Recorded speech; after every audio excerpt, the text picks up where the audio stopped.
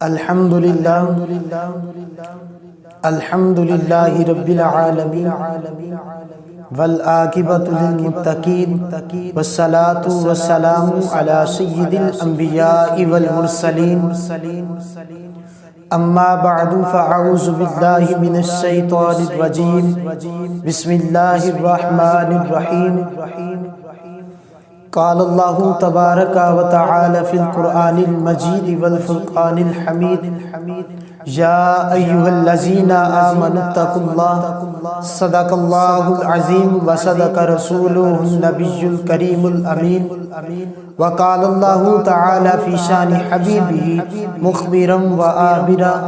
ان اللہ وملائکتہ یصلون علی النبی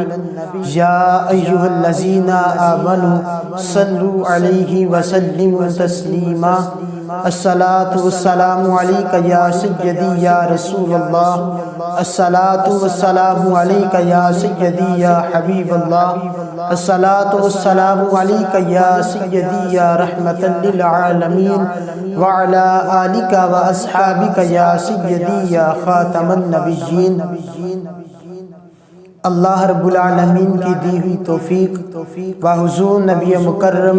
نور مجسم شفیع معظم امام الاولین والآخرین کی نظر عنایت کا صدقہ آج قرآن مجید فرقان حمید کی ایک آیت کا بعد حصہ تلاوت کرنے کا شرف حاصل کیا ہے۔ خالق کائنات کی بارگاہ میں دعا ہے کہ خالق کائنات مجھے حق اور سچ بیان کرنے کی توفیق عطا فرمائے۔ حضرات محترم، ہم انسان ہیں، بھول جانے والے لوگ ہیں۔ زمانے کی تند و تیز ہوائیں اور ہمارے باطن کی سرکشی ہمیں گناہوں پر مجبور کر دیتی ہے، اور اثرات گناہ اس قدر زیادہ ہیں کہ یوں لگتا ہے کہ معاشرہ جیسے گناہوں کے گہرے سمندر میں ڈوب چکا ہے کہ اب ہمارا نکلنا باہر آنا بظاہر مشکل سا نظر آتا ہے کہ بار بار وعدے بار بار ارادے اپنے من کے ساتھ اپنے رب کے ساتھ ان خواہشات کا اظہار کہ اب گناہ نہیں ہوگا، لیکن پھر وہی شب و روز، پھر وہی زندگی کے دن اور پھر وہی زندگی کی شام۔ حضور مفتی اعظم ہند رحمت اللہ تعالی علیہ آپ نماز مغرب ادا فرما رہے تھے کہ آپ کے دائیں اور بائیں جانب دو طلباء موجود تھے۔ آپ کو نماز کے دوران آپ کے جسم پر کپ کپی طاری ہوئی۔ نماز ادا کرنے کے بعد طلباء نے سوال کیا کہ حضور نماز ادا کرتے ہوئے آپ کے جسم پر کپ کپی طاری ہوئی تھی، اس کی وجہ کیا ہے؟ تو آپ نے ارشاد فرمایا بیٹا آج کی رات شب برات کی رات ہے، اور آج کی رات مالک کی بارگاہ میں تمام انسانوں کے اعمال پیش ہونے ہیں۔ میں یہ سوچ رہا تھا کہیں ایسا نہ ہو کہ آج کی رات میرے مالک نے میرا امتحان سخت لینے کا فیصلہ کر لیا ہو، اور کہیں ایسا نہ ہو کہ میرے رب نے یہ فیصلہ بھی کر لیا ہو کہ میں نامہ اعمال کا جو حساب لوں گا، میں وہ بندہ مومن، میں وہ جو نامہ اعمال سے حساب لوں گا وہ مصطفیٰ کے سامنے لوں گا۔ میں جو نامہ اعمال سے حساب لینا چاہتا ہوں وہ مصطفیٰ کے سامنے لوں گا۔ فرمایا یہ دو وہ ہستی ہیں جن سے مجھے ڈر لگتا ہے، جن سے مجھے خوف آتا ہے، جن سے مجھے شرمندگی ہوتی ہے کہ کہیں ایسا نہ ہو میرا نامہ اعمال حضور کے سامنے پیش کیا جائے اور اس نامہ اعمال میں گناہ ہی گناہ ہو، اس نامہ اعمال میں نیکیاں کم ہو۔ یہ تھے ہمارے اسلاف کہ جو اللہ کی بارگاہ سے ڈرا کرتے تھے، جو اس قدر ڈرا کرتے تھے کہ حضرت حسن بصری رحمت اللہ تعالی علیہ آپ ارشاد فرماتے ہیں کہ میں عمرے کی غرض سے جب مکہ شریف حاضر ہوا تو میں جب مکہ شریف حاضر ہوا اور کعبہ شریف کے سامنے میں بیٹھ گیا، رات کا کچھ پہر ہوا، ایک نوجوان کی چیخ کی آواز آئی اور اس شخص یہ دوار وہ شخص یہ دعا کر رہا تھا کہ اے اللہ میرے گناہوں کو معاف کر دے، اے اللہ میرے گناہوں کو معاف کر دے، اللہ میری عمر تھوڑی رہ چکی ہے، میرے ساتھ اٹھنے بیٹھنے والے لوگ اس دنیا سے رخصت ہو چکے ہیں، اے اللہ میرے گناہوں کی بخشش فرما۔ فرماتے ہیں پھر دوسری چیخ ماری اور پھر یہ دعا کی، اے اللہ تجھے واسطہ رسول کریم کی پیاری دعاؤں کا، اے اللہ میرے گناہوں کی بخشش فرما۔ اور پھر تیسری چیخ ماری اور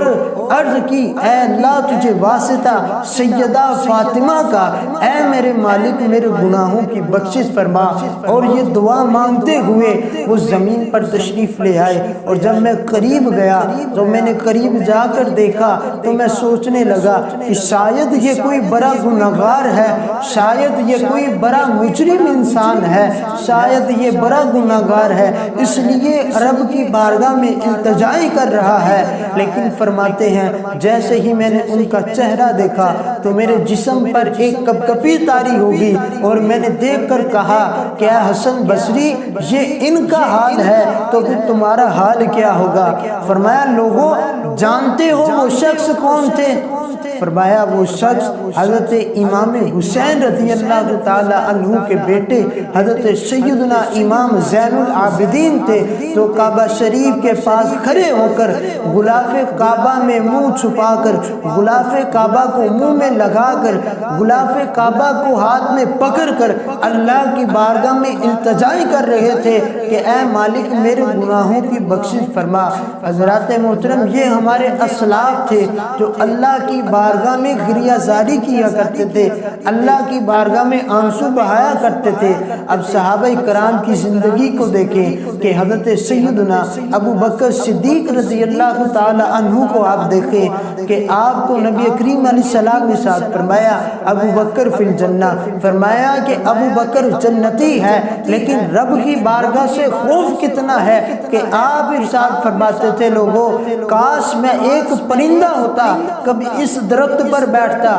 کبھی اس درخت پر بیٹھتا، فرماتے اس لیے کہ کل قیامت کے دن مجھ سے مالک کی بارگاہ میں حساب نہ دینا پڑے، کاش میں پرندہ ہوتا۔ حضرت عمر رضی اللہ تعالی عنہ آپ کس قدر اللہ کی بارگاہ سے خوف کیا کرتے تھے کہ آپ کی روایت میں آتا ہے کہ حضرت عمر رضی اللہ تعالی عنہ آپ بچوں کو اکٹھا کر کے یہ فرمایا کرتے تھے کہ اے بچوں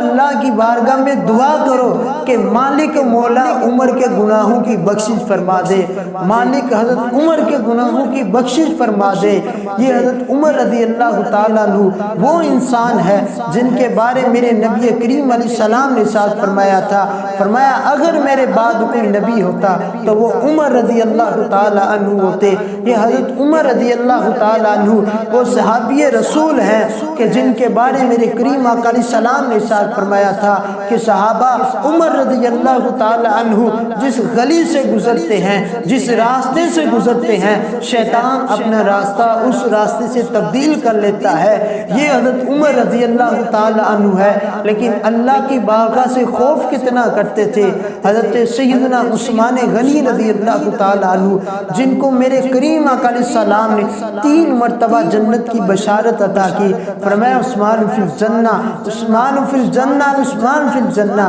فرمایا کہ حضرت عثمان جنتی ہیں، لیکن حضرت عثمان غنی رضی اللہ تعالی عنہ آپ جب